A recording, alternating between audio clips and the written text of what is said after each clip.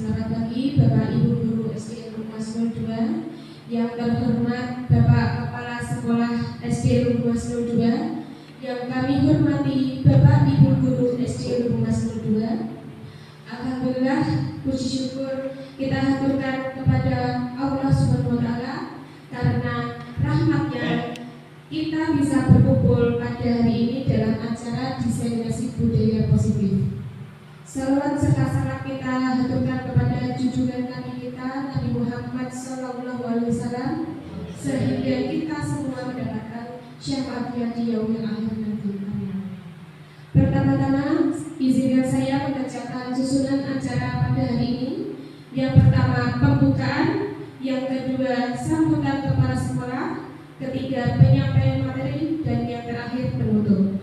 Untuk membuka acara hari ini, marilah kita membaca basmalah bersama-sama. Bismillahirrahmanirrahim.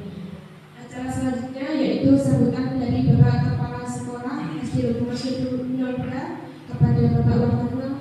Kami silakan. Assalamualaikum warahmatullahi wabarakatuh. A'udzubillahi minasyaitonirrajim. Bismillahirrahmanirrahim. Alhamdulillahirabbil alamin.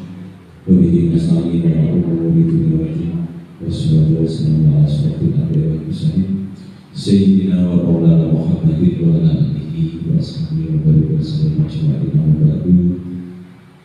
Yang saya hormati Bapak dan Ibu guru SD Negeri Lumas 02, khususnya kepada Bu Erlina selaku CGP Angkatan 10 yang akan melakukan atau melaksanakan diseminasi budaya positif pada pagi hari ini.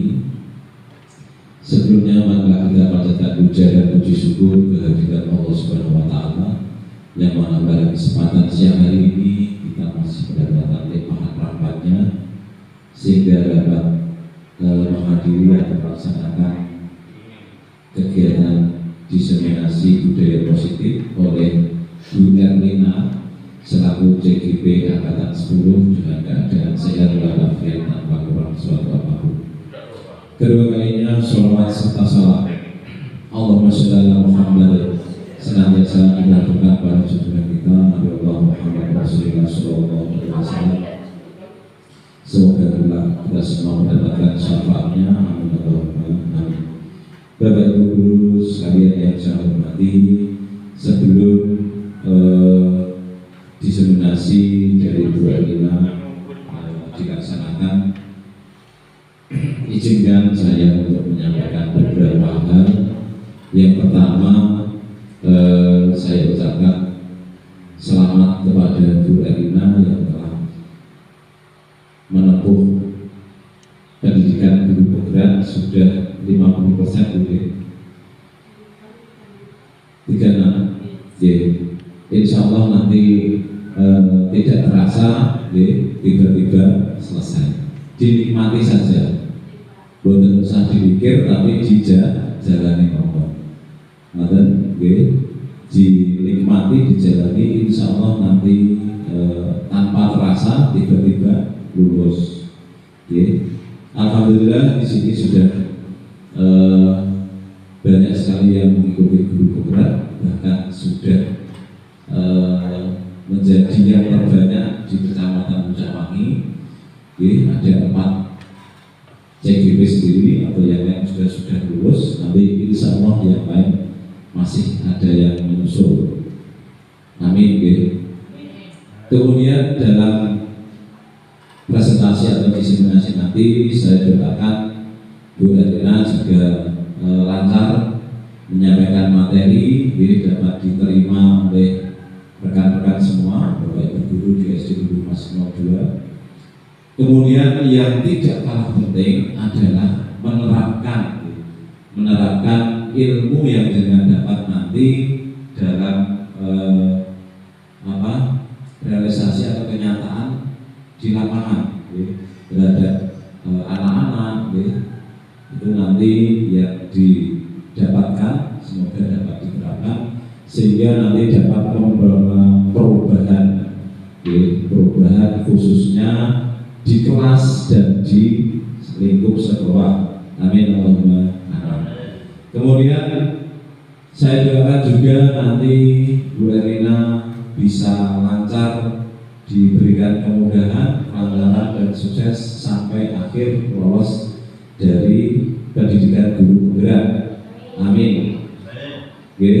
Kemudian kepada Bapak Guru yang belum berkesempatan untuk mengikuti, monggo dengan segera mengikuti jejak dari Bu Erina dan rekan-rekan yang sudah lulus dari guru penggerak untuk ikut tergerak, bergerak dan menggerakkan. Kemudian pada diseminasi pada pagi ini atau siang hari ini, saya mohon dengan semua nanti dapat mengikuti dengan baik sehingga dapat menyerap ilmu yang disampaikan oleh Bu Erina, juga dapat menerapkannya di lapangan. Begitu harapan dari saya dan juga sambutan dari saya. Kurang lebihnya mohon maaf. Saya akhiri bila taufiq wal hidayah. Wassalamualaikum warahmatullahi wabarakatuh. Acara selanjutnya penyampaian materi oleh Ibu Erina SPDSD.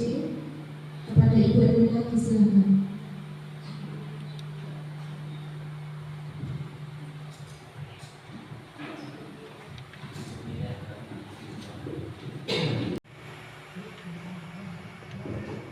Assalamualaikum warahmatullahi wabarakatuh. Yang saya hormati Bapak Warnomo selaku Kepala Sekolah SD Negeri Nurul Mas 2 serta Bapak Ibu Guru SD Negeri Nurul Mas 2. Pertama-tama marilah kita panjatkan kehadiran Tuhan Yang Maha Esa, di mana pada kesempatan siang hari ini kita dapat berkumpul bersama dalam acara diseminasi budaya positif. Terima kasih saya aturkan kepada rekan-rekan guru dan Bapak Kepala Sekolah telah menyempatkan waktunya untuk menghadiri acara diseminasi budaya positif. Di sini saya akan memaparkan sedikit pengetahuan saya. Nanti mohon maaf untuk senior-senior saya seperti Bu Ika Juta, Pak Wartono sama Bu Pratiwi, mohon bimbingannya. Nanti kalau ada kata-kata atau belum saya ketahui, mohon untuk dibimbing untuk selanjutnya. Adapun pemaparan saya untuk hari ini yaitu tentang budaya positif.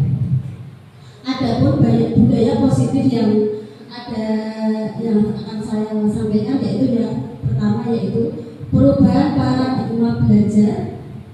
2. Disiplin budaya dan nilai kebajikan. 3. Teori motivasi, hukuman dan penghargaan serta restitusi. Yang keempat, prosedur pembentukan keyakinan kelas. Yang kelima, kebutuhan dasar manusia. Yang keenam, 5 posisi kontrol. Yang ketujuh atau yang terakhir yaitu tentang segitiga restitusi. Di sini yang penyampaian materi pertama yaitu tentang perubahan paradigma belajar. Yaitu coba di sini saya akan mencoba untuk permainan baru yaitu percobaan cobalah. Nanti saya harapkan 4 teman-teman rekan guru untuk maju ke depan.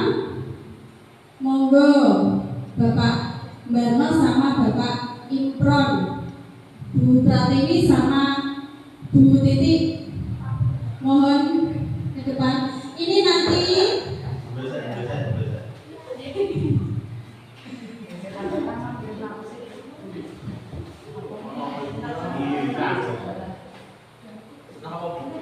nanti monggo Bu.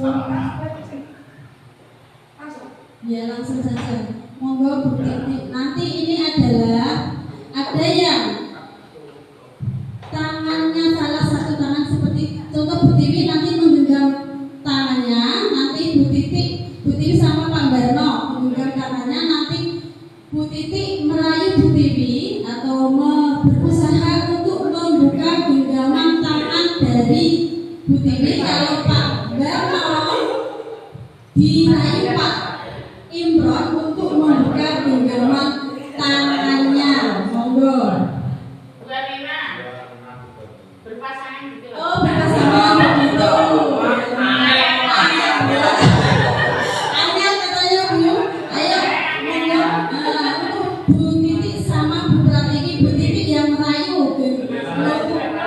Ayo.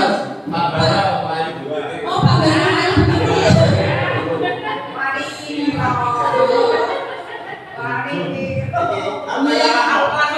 Ya, kalau saja dirayu genggaman tangannya itu monggo. Ye. Siap merayu Bu Titik. Nah. Oke Pak. Pak Imron coba merayu Pak Barno untuk membuka kepala tangannya, tapi belum dapat. Jadi rumah lain baru Bu Tiwi. Ya makanya tadi kan saya sudah usul yang mereka tidak pada berjalan aja langsung. Itu juga kakaknya Mas Enggak Barno. boleh. Nah, tak kasih duit loh. Enggak mau. Banyak. Enggak mau. Tak beli baju. Pak Enggak Imron mau. tetap berusaha Tak beli baju membuka baru. kepala tangan Pak Barno. Kemarin pas lebaran yang belum beli baju kamu. Ayo Pak buka coba. Enggak mau. Pak Barno tetap bersikukuh menutup kepala tangannya. Enggak mau. Apakah Pak Imron berhasil untuk menyuruh Pak Barno untuk membuka kepala tangannya? Masih berusaha. Masih berusaha, ya masih berusaha terus. Atau gini aja, kamu yang buka, aku yang nonton nanti. Gantian. Ya. Gantian.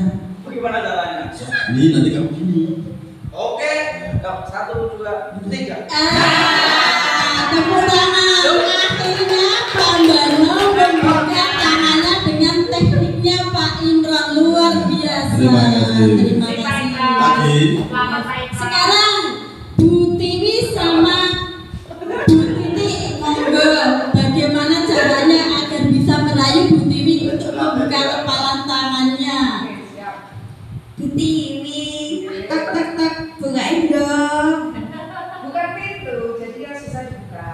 Iya, anggap aja ini pintu. Masih susah. Nanti ini dibuka kan, nanti kita jalan-jalan. Oh, mau diajak jalan-jalan? Beli mixu. Ini mix. Beli mie ayam. Udah jadi. Sudah buat sendiri. Bakso, kalau bakso kan Bu Tiwi gak jual bakso. Nanti sore habis beli. Bu Titik masih berasa ya. Ini ke pantai. Nah, Itu besok minggu kita ke pantai kalau ini dibuka, tak jemput depan rumah. Ya kita mandi di sana lah. Cari ikan. Ada, kemarin saya lihat ada kok. Ya, buka yuk, bisa kita ke pantai. Paling bisa. Pantai, ya kamu maunya yang mana? Aku ngikut. Bu Tiwi tetap menutup kepala tangannya. Susah Bu. Susah Bu. Kalau yang merah-merah senyum Soeharto. Kamu nggak punya. Utang dulu boleh. Ngerayu tapi pakai hutang. Sebentar lagi kemana ya? Iming-iming yang Kamu yang belum kemana jalan-jalannya? Ini ya Bu. Gimana? Kita itu juga cara-caraan. Yang jauh. Kesel. Jangan ya jauh. Pantainya apa sangat Ya ke pantai, pantai Rembang yang airnya jernih. siap dan pantai. Oke. ini adalah contoh dari posisi kontrol yang seperti tadi Pak Imron, Pak Barno tadi mau membuka tangannya karena ada iming-imingan apa tadi permainan buka tutup. Tadi Pak Barno disuruh membuka tangannya, Pak Imron yang menutup tangannya. Kalau Bu Tiri tadi membuka tangannya karena iming-imingan mau diajak jalan-jalan. Pada posisi kontrol itu berada dirinya sendiri, atau yang bisa mengontrol adalah dirinya sendiri, bukan orang lain. Nah, miskonsepsi makna kontrol dari pemaparan teori kontrol Dr. William Blass yaitu tentang ilusi kontrol, ilusi guru mengontrol murid itu adalah ilusi yang salah ya, karena guru itu tidak sepenuhnya bisa mengontrol murid untuk melakukan suatu apapun atau untuk melakukan suatu hal yang tidak diinginkan. Yang kedua, ilusi bahwa semua penguatan positif, efektif dan bermanfaat. Ketiga, ilusi bahwa kritik dan membuat orang merasa bersalah dapat menguatkan karakter. Itu adalah salah, karena kalau orang merasa bersalah itu tidak dapat menguatkan karakter, tapi menambah rasa bersalah. Yang ketiga, keempat, ilusi bahwa orang dewasa memiliki hak utama untuk memaksa. Di sini yaitu tentang bahwa orang dewasa itu dapat memaksa kepada orang yang lebih kecil atau anak-anak, itu adalah salah. Nah, paradigma stimulus respon. Nah, stimulus responnya yaitu yang pertama, realitas atau kebutuhan kita sama, teori kontrolnya. Nah, realita kita berbeda, kita itu berbeda-beda. Yang stimulus responnya, semua orang melihat hal yang sama, padahal setiap orang memiliki gambaran berbeda karena antara satu orang dengan orang lain itu mempunyai gambaran atau persepsi yang berbeda-beda. Terus yang ketiga, kita mencoba mengubah agar orang berpandangan sama dengan kita. Itu adalah stimulus responnya. Kalau teori kontrolnya, kita berusaha memahami pandangan orang lain tentang dunia. Nah, itu kalau stimulus responnya kita berpandangan sama dengan orang lain, tetapi kalau menurut teori kontrol kita berusaha memahami pandangan orang lain tentang dunia yang berbeda. Terus stimulus respon yang selanjutnya, perilaku buruk dilihat sebagai satu kesalahan. Terus teori kontrolnya, semua perilaku itu memiliki tujuan, padahal semua perilaku itu memiliki tujuan. Contohnya, perilaku baik tujuannya adalah untuk hal-hal yang baik. Kalau perilaku yang salah seperti contohnya itu memarahi anak didik atau apa, itu adalah perilaku yang memiliki tujuan tertentu. Terus stimulus respon yang selanjutnya yaitu orang lain bisa mengontrol saya, padahal teori kontrolnya hanya Anda yang bisa mengontrol diri Anda sendiri. Itu adalah teori kontrol sendiri, yaitu adalah pribadi Anda sendiri yang bisa untuk mengontrol pribadi Anda masing-masing untuk terbuka dengan hal-hal yang baru. Untuk stimulus respon selanjutnya, pemaksaan ada pada saat bujukan gagal. Biasanya ada pembujukan pada saat gagal, itu ada pemaksaan. Yang teori kontrolnya, kolaborasi dan konsensus menciptakan pilihan-pilihan baru atau kerjasama, itu menimbulkan pilihan baru yang menciptakan kondusif. Yang terakhir yaitu model berpikir menang atau kalah. Nah, di sini adalah model berpikir menang. Seharusnya menang adalah menang. Yang selanjutnya yaitu tentang disiplin positif, nilai dan nilai kebajikan. Disiplin. Ayo, disiplin itu apa? Pak Imron tahu disiplin? Tertib dulu. Oh, tertib ya, tertib itu artinya disiplin. Apa lagi? Tepat waktu. Tepat waktu. Melakukan sesuatu sesuai aturan. Melakukan sesuatu sesuai aturan, itu adalah disiplin. Bisa juga dengan disiplin adalah agar terbentuk murid-murid yang berkarakter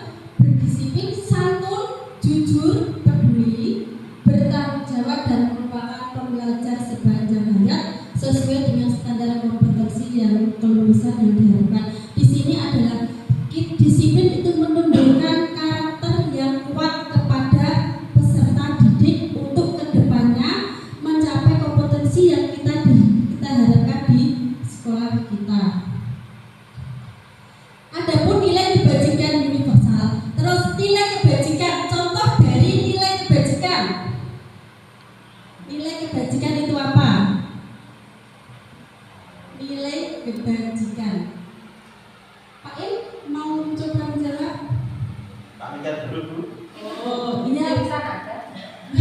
Di tulisan ada.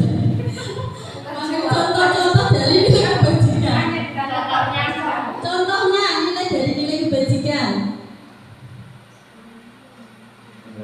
Jujur. Jujur, nilai kebajikan jujur ya, apalagi? Ya, terus apa lagi? Sehat. Sehat, jujur, disiplin, terus hal-hal yang tukang menolong, tanggung jawab itu ramah itu adalah nilai kebajikan atau nilai kebaikan. Kebajikan universal itu nilai kebaikan yang kita tanamkan. Nah, di sini nilai-nilai kebajikan adalah sifat-sifat positif manusia yang merupakan tujuan mulia yang diinginkan dicapai setiap individu sepertilah dikemukakan oleh Dr. William Glasser pada teori kontrol, menyatakan bahwa setiap perbuatan memiliki tujuan. Setiap perbuatan pasti memiliki tujuan. Anda berbuat baik menolong orang itu tujuannya apa? Apa tujuannya? Berbuat baik tujuannya untuk apa? Mendapatkan hal yang terbaik. Dan merupakan bahwa dengan menaikkan nilai-nilai kebajikan yang diyakini seseorang, maka motivasi intrinsiknya terbangun. Motivasi intrinsiknya itu motivasi dari dalam diri. Motivasi intrinsik itu motivasi dari dalam diri. Kita berbuat baik itu kita motivasi dari dalam diri kita, tetapi tidak dari motivasi orang lain. Sehingga menggerakkan motivasi dari dalam untuk mendapatkan tujuan mulia yang diinginkan. Nah, nilai-nilai kebajikan universal yang sesuai dengan profil pelajar Pancasila yaitu yang pertama apa Pak Im? Oh ya, beriman nyanyi dulu. Ya, ayo bareng-bareng. Pak Im bisa maju ke depan. Nyanyi pelajar Pancasila. Monggo Pak Im.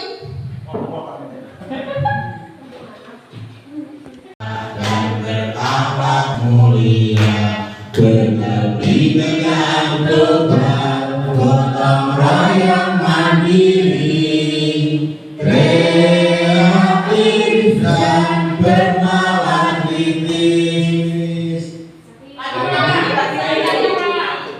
1, 2, 3. Belajar Pancasila, beriman dan bertakwa pada Tuhan yang Esa dan berakhlak mulia, berkepentingan global, gotong royong mandiri, kreatif dan bernalar kritis.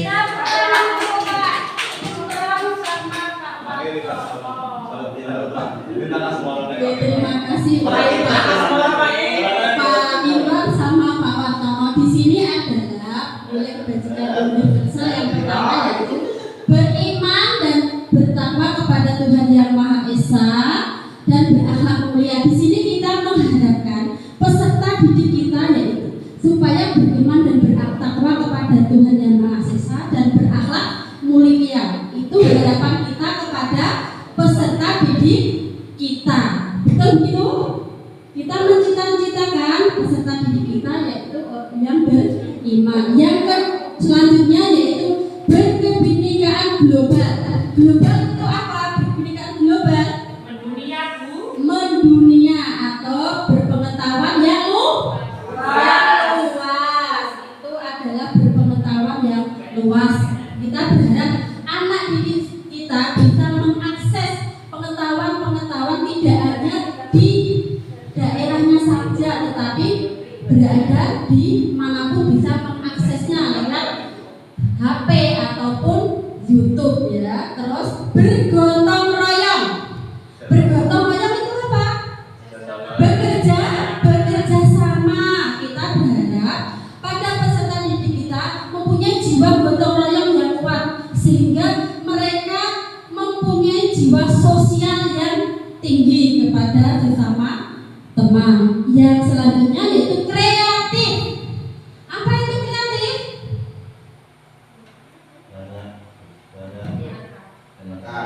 Banyak akal. Terus menemukan ide-ide baru, ya betul. Terima kasih Bu Dewi. Kreatif itu menemukan hal-hal baru atau anak itu mempunyai ide-ide untuk setiap pembelajaran. Biasanya kan anak-anak mempunyai kreativitas sendiri-sendiri. Ada yang suka menggambar, ada yang suka menyanyi, ada yang suka bermain sambil belajar. Yang selanjutnya itu bernalar kritis. Bernalar kritis, coba kalau bernalar kritis itu apa? Suka bertanya. Biasanya itu anak-anak aktif dan suka bertanya, khususnya biasanya kelas rendah. Kalau tidak bisa, Bu, saya tidak bisa, Bu. Itu kita harus menjembatani kepada peserta didik kita untuk menjawab pertanyaan-pertanyaan dari mereka. Biasanya mereka itu kreatif sekali untuk bertanya kepada bapak ibu gurunya. Yang selanjutnya yaitu mandiri. Apa itu mandiri? Mandi sendiri. Apa? Mandi sendiri? Ada yang lain? Tanpa bantuan orang lain. Tanpa bantuan orang lain, betul. Terus apa?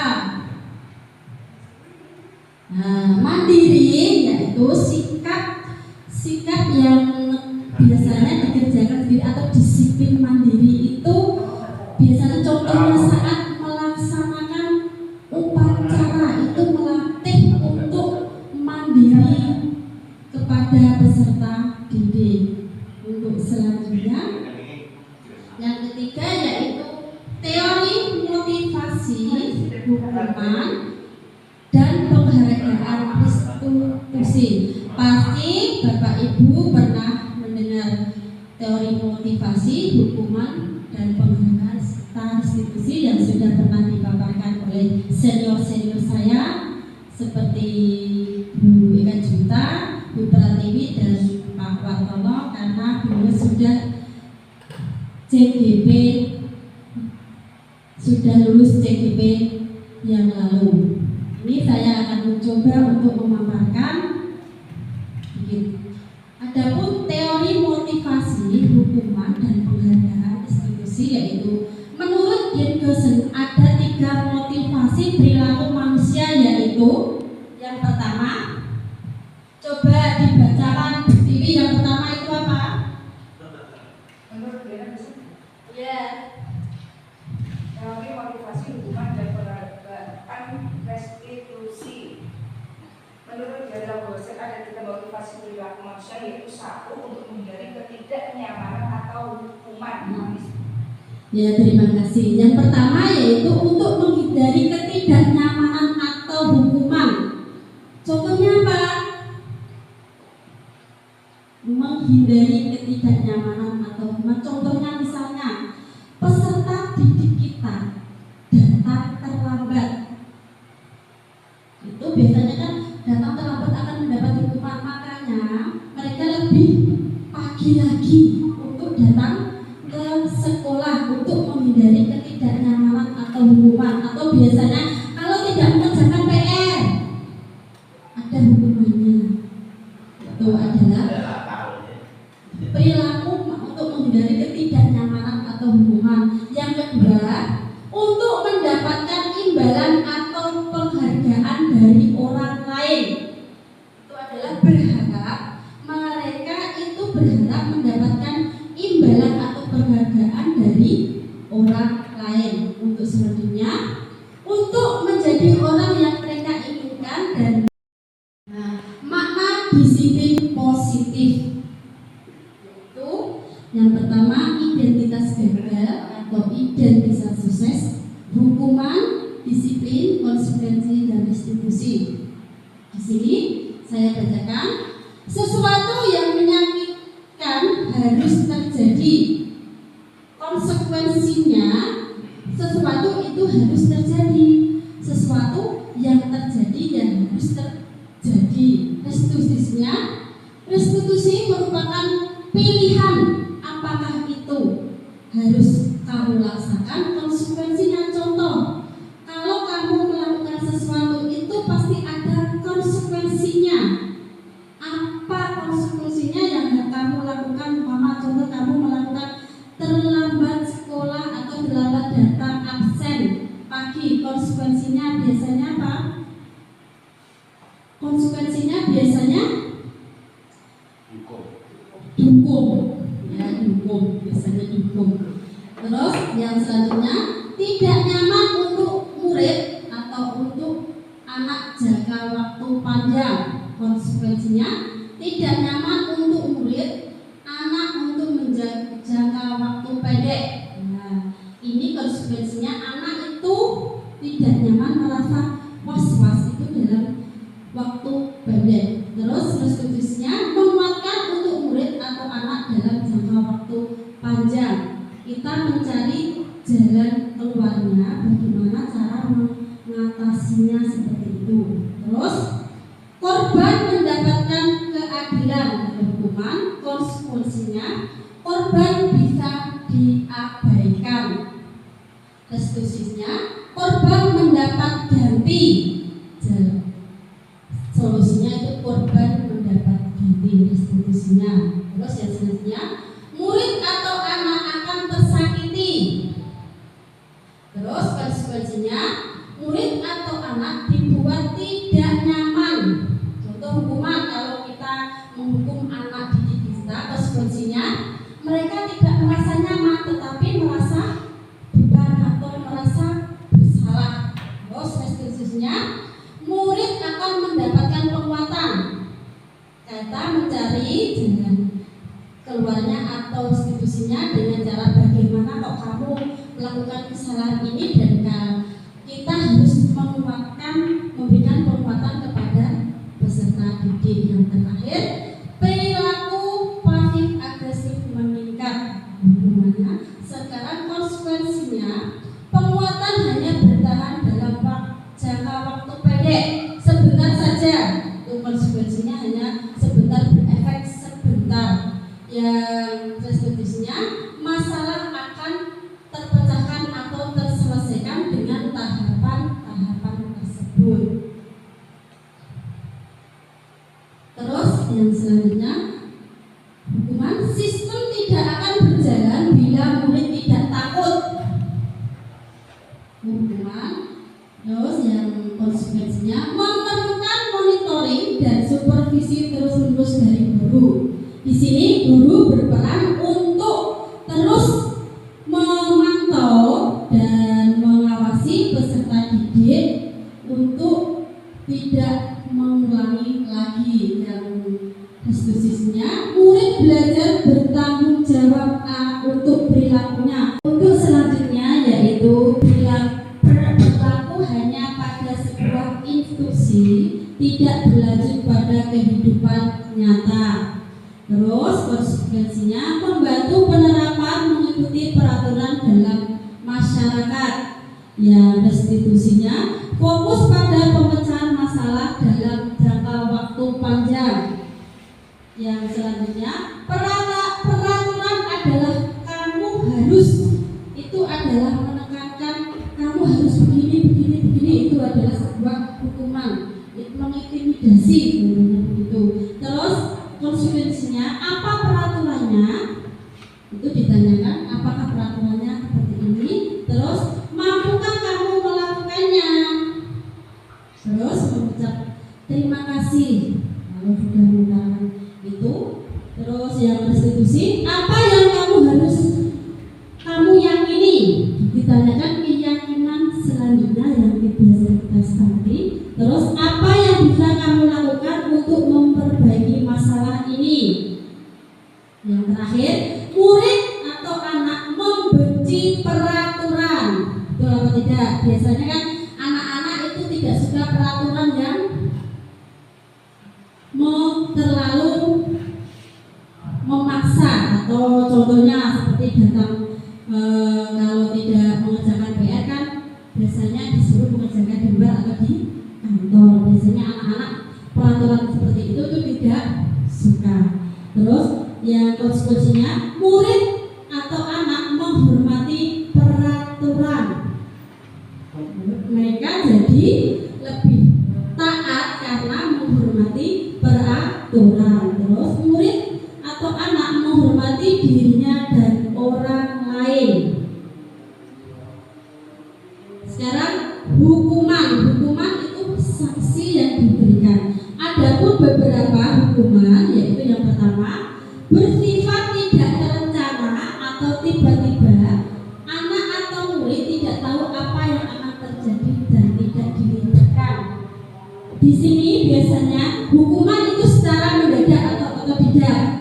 Anak-anak kan tidak tahu kalau ini adalah melanggar sanksi atau hukuman. Yang selanjutnya, hukuman bersifat satu arah.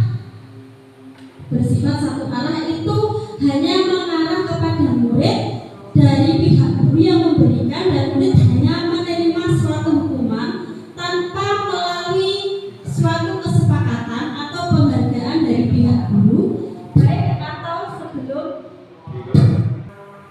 sebelum atau sesudahnya. Yang keempat, hukuman yang diberikan bisa berupa fisik maupun psikis.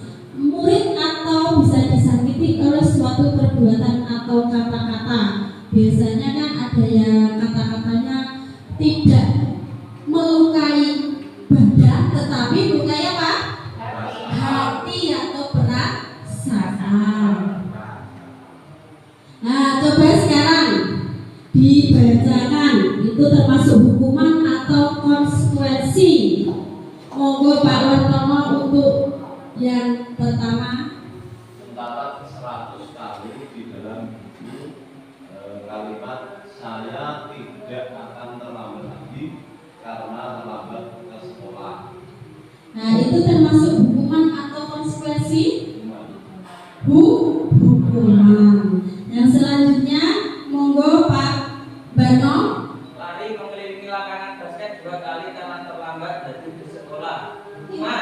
Hukuman atau konsekuensi? Hukuman. Terus yang ketiga, Bu Pratiwi.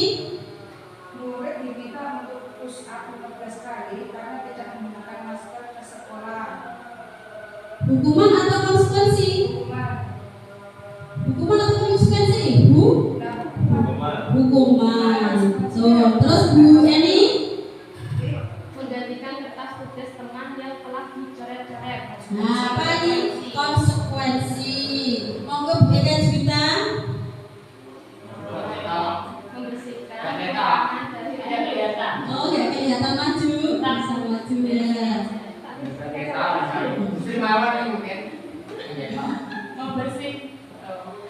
membersihkan rumah. Membersihkan ruangan di meja tulis karena tersenggol pada saat belajar. Nah, membersihkan tempat air di meja tulis karena tersenggol tumpahan air di meja tulis karena tersenggol pada saat belajar. Apa itu? Konsekuensi. Nah, konsekuensi. Yang selanjutnya kelihatan apa betul Pak Doris? Murid disuruh untuk tidak mengenakan sepatu seharian di sekolah karena tidak mengenakan sepatu hitam. Konsekuensi. Konsekuensi, betul. Terus yang selanjutnya Bu Sri. Hari ini mengelilingi lapangan basket 2 kali karena terlambat 10 menit untuk pelajaran. Ayo pelajaran-pelajarannya aja Pak Doris. Itu apa, hukuman atau konsekuensi? Hukuman, itu guru olahraganya. Itu adalah beberapa contoh hukuman atau konsekuensi. Nah, perbedaan hukuman dan konsekuensi, yaitu hukuman itu sesuatu yang menyakiti dan harus terjadi.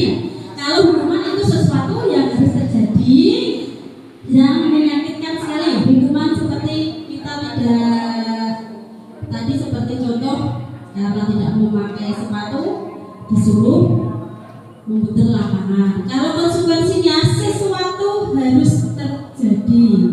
Yang kedua, Kalau hukuman membuat anak sakit fisik maupun hati karena teringat terus. Mesti kalau kita melakukan hukuman atau sesuatu itu mesti diingat oleh anak didik kita, betul atau tidak?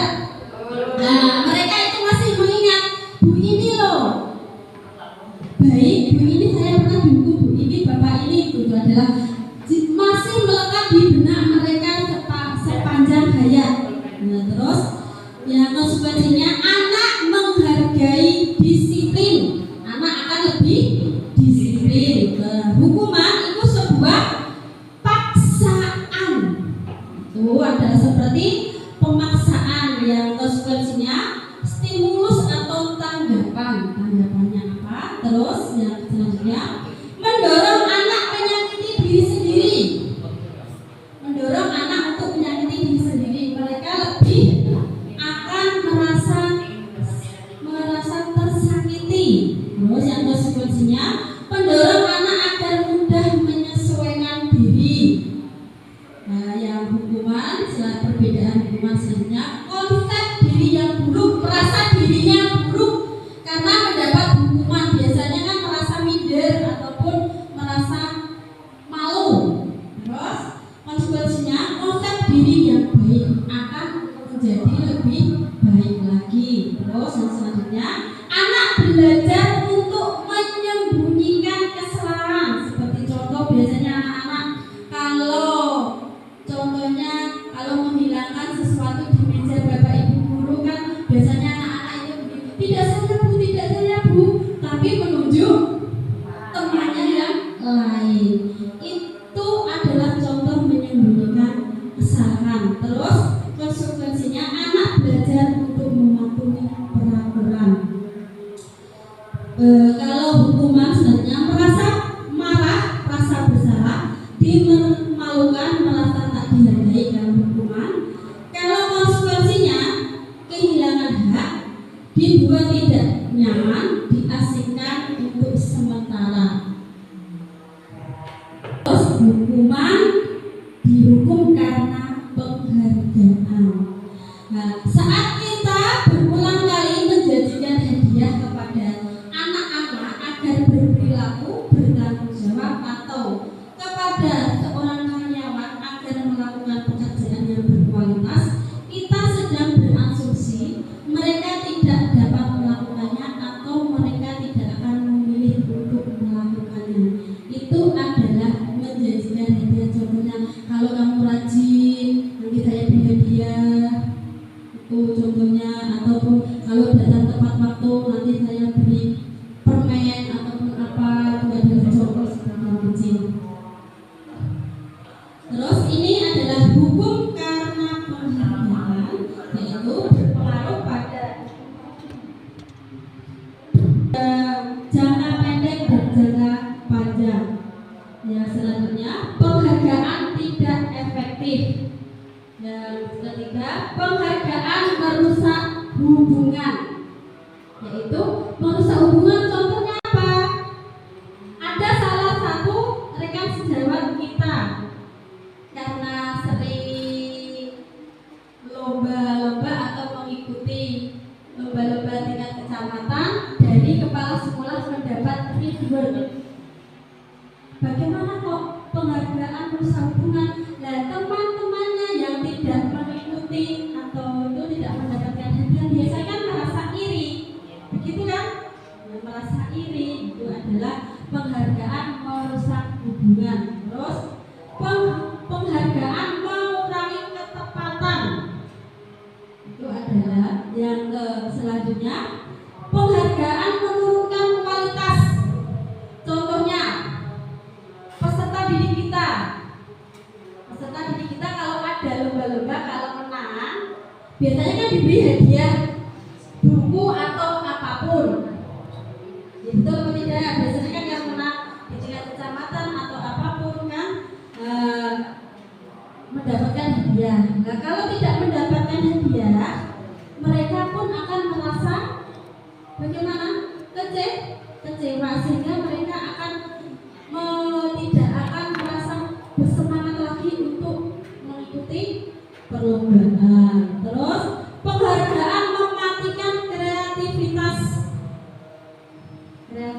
peserta didik. Biasanya kan anak peserta didik kita kan ada yang berprestasi atau berkreativitas, biasanya diberi penghargaan atau hadiah.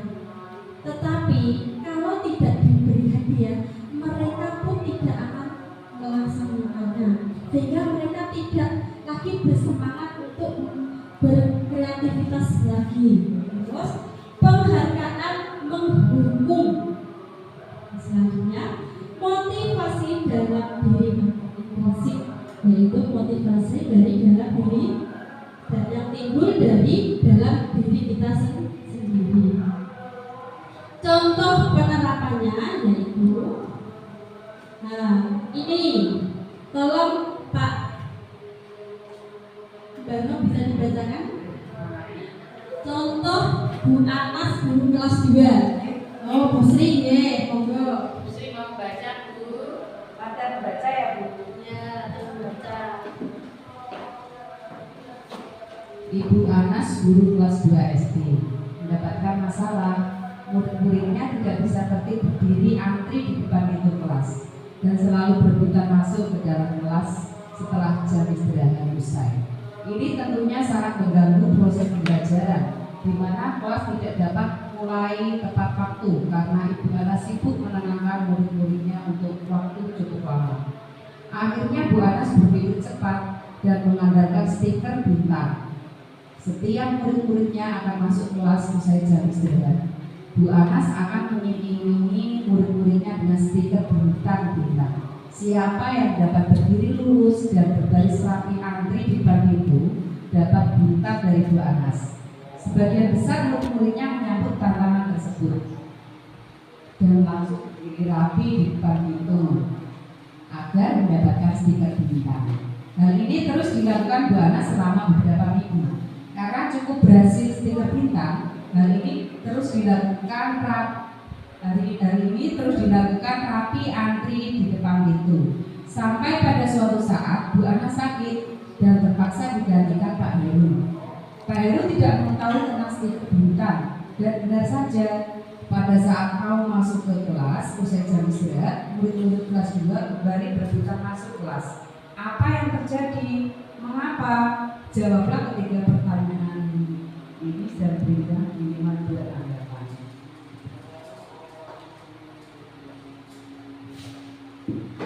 Terima kasih Bu Sri. Dari kasus Bu Anas, ini adalah masalah dengan murid-muridnya yang tidak mau. Bagaimana tidak mau? Antri masuk kelas. Dan solusinya Bu Anas memberi reward berupa bintang supaya bisa antri masuk ke kelas dengan disiplin. Nah, tiba-tiba Bu Anas tidak masuk dan digantikan oleh Bapak siapa?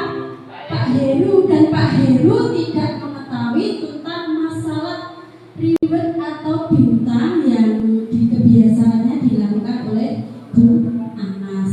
Nah, berdasarkan teori motivasi di pembelajaran kelas 2, kira-kira motivasi murid-murid kelas 2 itu bersedia antri untuk masuk itu apa?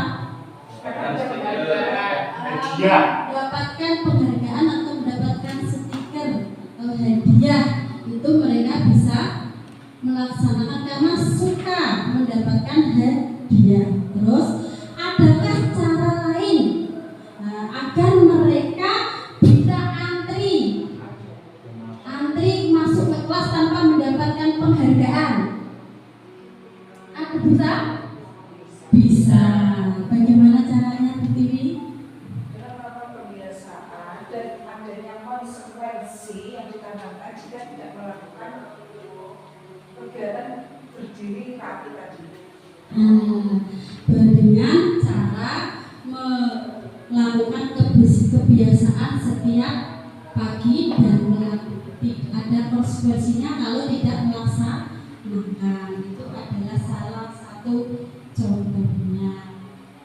Bu, Ya, Bang. itu kita anak-anak masuk dengan cara begitu bersemangat, apakah itu malah tidak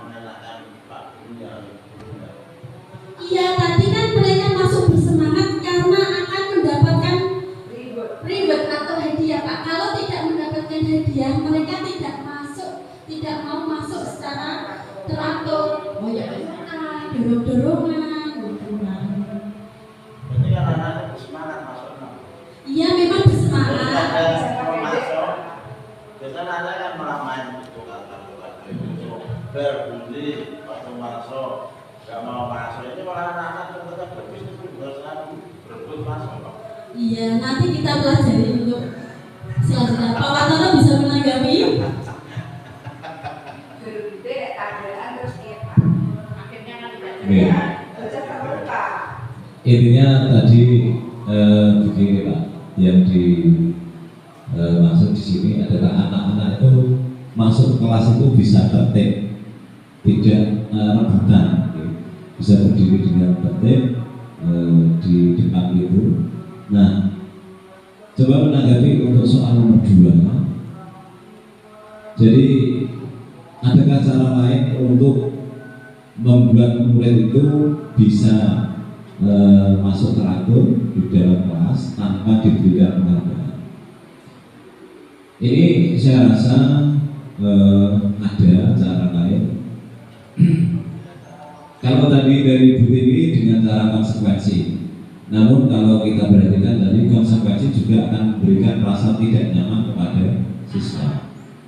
Ya itu juga bisa, tapi mungkin yang lebih tepat bisa dengan cara menumbuhkan motivasi intrinsik, atau ini yang dinamakan dengan disiplin positif, yaitu yang menumbuhkan kesadaran diri dari dalam diri mereka sendiri untuk bisa tertib. Jadi tanpa motivasi apapun, tanpa penghargaan, tanpa takut dengan konsekuensi, tetapi anak-anak itu sadar dari dalam diri sendiri bahwa kita harus antri biar tidak berebut untuk masuk ke kelas. Jadi intinya dengan cara menumbuhkan motivasi intrinsik atau internal. Jadi murid kita berikan pemahaman bahwa kalau masuk kelas itu seperti ini akibatnya, biar tidak berebutan. Kalau rebutan itu akibatnya seperti ini. Kita kasih pemahaman agar tumbuh kesadaran diri dari dalam diri sendiri. Mungkin itu yang saya tambahkan. Terima kasih. Tambah Pak, untuk model pembiasaan yang harus disampaikan, misalkan anak harus terbiasa rapi masuknya, itu termasuk nanti menekan anak pada diri Pak, kalau model pembiasaan menekan anak. Pembiasaan yang dilakukan atau diterapkan. Menekan apa ya? awalnya iya, kita susah minggu saya. Gini Pak, anak itu merasa tertekan atau tidak, itu tergantung anak itu tadi sudah paham tujuan dari itu atau tidak, tujuan dari kegiatan itu atau belum. Kalau anak-anak sudah sadar bahwa hal itu adalah hal baik dan harus kita laksanakan, insya Allah anak tidak akan merasa tertekan. Oh ternyata saya diminta untuk seperti ini, itu tujuannya ini, tujuannya baik. Anak kalau sudah punya kesadaran seperti itu, insya Allah tidak akan tertekan. Jadi intinya di sini kita sebagai guru diminta untuk menanamkan rasa itu, motivasi intrinsik, sadar diri, disiplin, tetapi yang berasal dari diri sendiri, dari punya kesadaran untuk melaksanakan hal-hal atau mencapai nilai-nilai tadi, nilai-nilai universal. Terima kasih. Terima kasih Pak Wartono atas tanggapannya. Itu tadi adalah motivasi intrinsik atau motivasi dari dalam diri sendiri. Yang selanjutnya yaitu restitusi. Restitusi adalah proses menciptakan kondisi murid untuk memperbaiki kesalahan sehingga mereka bisa kembali ke kelompoknya dengan karakter yang lebih kuat. Adapun ciri-ciri restitusi yaitu restitusi bukan untuk menebus kesalahan, namun untuk belajar dari kesalahan. Yang kedua, restitusi memperbaiki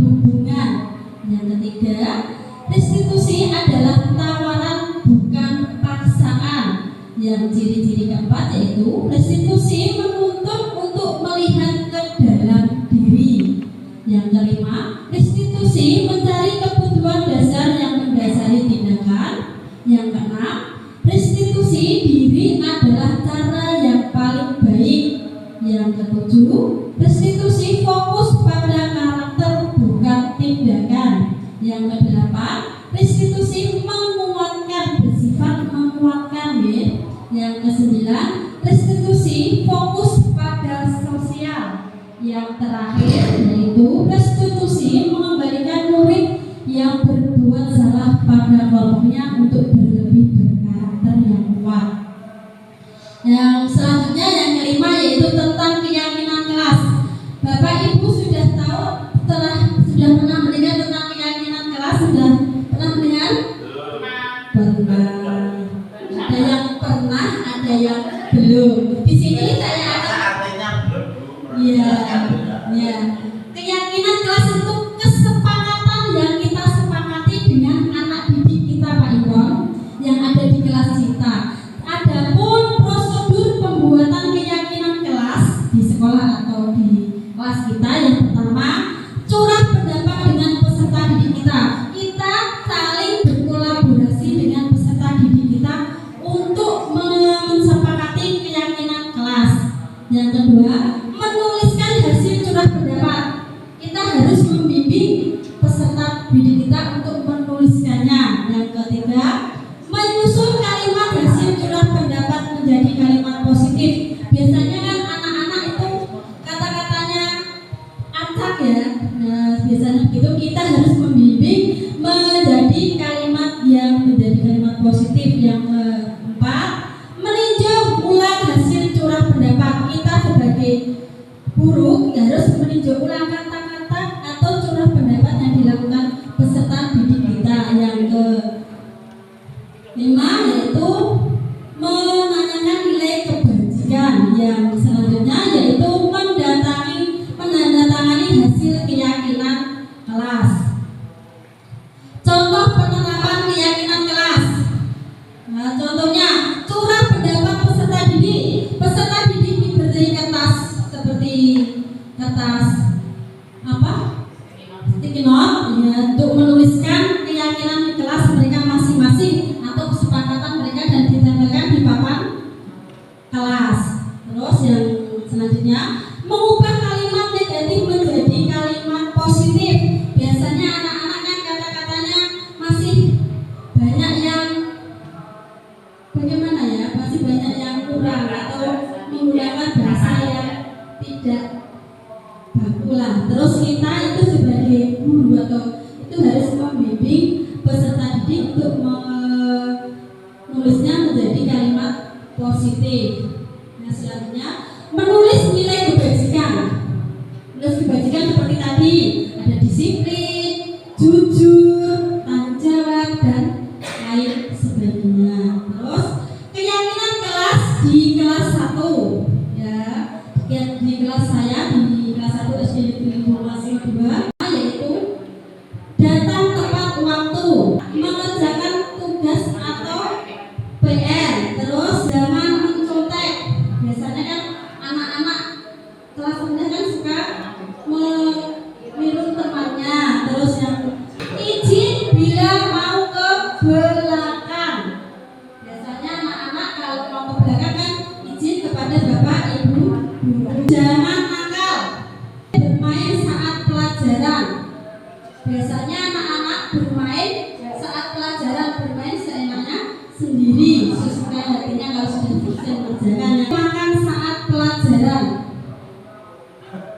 Itu anak kesepakatan dari kelas kami, karena anak-anak kelas 1 mereka tidak boleh berteriak bu, akbar itu bu, sepatunya dilepas. Biasanya makanya mereka menyepakati kalau di kelas tidak boleh melepas sepatu. Kegiatan tampak seperti dan tidak tampak kepada tabel T yaitu tampak seperti datang tepat waktu. Nah, tidak tampak seperti sering hadir terlambat. Yang selanjutnya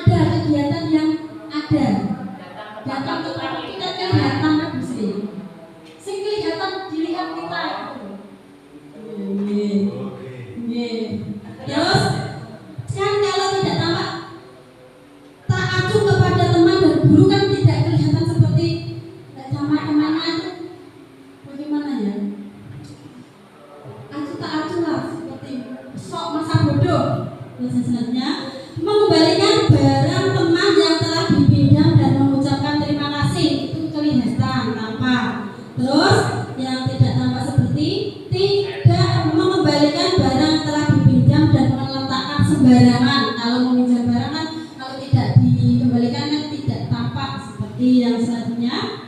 Kalau di tempat kerja tampak tekun bekerja dan menyimak guru. Terus yang tidak tampak seperti tidak mendengarkan guru dan acuh tak acuh, bersikap seenaknya sendiri, bermain sendiri, masa bodoh. Yang selanjutnya menyerahkan tugas tepat waktu. Biasanya anak-anak ada yang disiplin dan menyerahkan tugas tepat waktu, dan ada juga yang tidak diberikan, langsung ditutup ditaruh di tas. Ada begitu? Ada. Nah, kegiatan tampak seperti dan tidak tampak seperti yang terdengar ini adalah satu orang berbicara, itu yang terdengar kalau kita mendengarkan, yaitu yuk saya bantu, kita bisa selesaikan ini bersama-sama, tolong ya. Terus ada lagi permisi, boleh saya pinjam, nanti akan segera saya kembalikan. Itu kalau terdengar dengan kata-kata. Contohnya sekarang yang berperilaku, contohnya perilaku tersenyum ramah, terus memberikan salam atau hormat, atau biasanya berjabat tangan, itu adalah contoh perilaku. Terus memberikan ruang bekerja, atau selanjutnya postur tubuh yang tenang, itu berperilaku atau yang berpenampilan tenang atau tidak gusa-gusu. Yang terlihat berempati terhadap perasaan orang lain. Terus memegang barang milik orang lain hanya dengan izinnya. Kalau memegang atau meminjam milik teman-temannya itu dengan izin. Terus mendengarkan dengan seksama. Yang terakhir, senantiasa berbuat baik dan berbagi. Terus ini ada yang kelima, yaitu kebutuhan dasar manusia. 5 kebutuhan dasar manusia, yaitu yang pertama kebutuhan bertahan hidup atau survival. Yang kedua kebutuhan untuk disayang dan diterima, meliputi selanjutnya yaitu tentang validasi tindakan salah. Selanjutnya yang ketiga yaitu tentang menanyakan keyakinan kelas. Itu tadi pemaparan dari saya dalam penerapan program disiplin positif. Hendaknya guru memiliki standar kepribadian atau profesional dan sosial yang baik, di mana guru mampu merefleksi dirinya dalam posisi kontrol saat ini, bagaimana perjalanan dirinya sebagai among atau manajer yang menuntun murid-muridnya untuk berkembang lebih dan menjadi insan yang mandiri, merdeka dan bertanggung jawab. Demikian tadi pemaparan dari saya. Apabila ada kata-kata yang salah atau tidak berkenan, saya mohon maaf. Apakah ada pertanyaan yang bisa yang Bapak Ibu dipertanyakan? Ada beberapa pertanyaan, monggo. Ya, dan saya mau menanggapi sedikit Bu. Tadi tentang segitiga restitusi, itu kan ada 3 tahapan: menstabilkan identitas, tindakan validasi yang salah, dan menanyakan keyakinan. Jadi Yun Sewu itu sebenarnya bukan keyakinan kelas, tapi keyakinan saja. Jadi kalau keyakinan kelas terbatas pada keyakinan yang telah disepakati dalam kelas saja, tetapi di sini adalah menanyakan keyakinan. Jadi keyakinan itu sesuatu yang dianggap benar, seperti tadi nilai. Jadi untuk anak-anak yang misalkan melakukan pelanggaran, misalkan terlambat sekolah, jane apike piye, itu menanyakan ya, apike terlambat atau tidak. Nah itu sedikit koreksi dari saya. Penstabilan identitas itu istilahnya membuat anak nyaman, membuat anak tidak jangan sampai anak ini merasa bersalah. Jadi intinya menstabilkan anak-anak identitas itu anak-anak merasa tidak takut. Semua orang itu pernah melakukan kesalahan, jadi tidak hanya kamu. Berarti anaknya sudah merasanya nyaman. Terus validasi tindakan yang salah, kenapa? Jadi menanyakan sebabnya apa kamu seperti ini. Terus menanyakan identitas, lah APE di anak ditanyakan, ini yang namanya restitusi. Jadi langkah-langkahnya seperti itu. Terima kasih, itu saja tambahan dari saya. Terima kasih. Terima kasih Pak Wartono atas tambahan materinya, dan saya mengucapkan banyak terima kasih kepada teman-teman dan rekan-rekan guru yang telah menghadiri acara diseminasi budaya positif pada hari ini. Saya ucapkan terima kasih. Wassalamualaikum warahmatullahi wabarakatuh. Bapak Ibu guru yang saya hormati, akhirnya kita berada di penghujung acara dalam diseminasi budaya positif. Sehingga berjalan dengan lancar, kami ucapkan terima kasih atas partisipasi dan kehadirannya. Kita tutup acara ini dengan bacaan hamdalah. Assalamualaikum warahmatullahi wabarakatuh.